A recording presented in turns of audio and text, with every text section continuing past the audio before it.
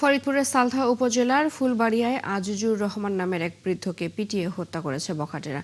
স্বজনদের অভিযোগ, বৃদ্ধের ছেলে আকরাম হোসেন বখাটেদের বিরুদ্ধে অভিযোগ করায় তার বাবাকে পিটিয়ে হত্যা করা হয়। বুধবারের এ ঘটনায় একজনকে আটক করেছে পুলিশ। নিহতের পরিবার জানায়, আকরাম হোসেন তাদের লিচু বাগানে কাজ করার সময় কয়েকজন বখাটে সেখানে এলে বাকবিতণ্ডা হয়। এক পর্যায়ে তাকে মারধরও করে তারা।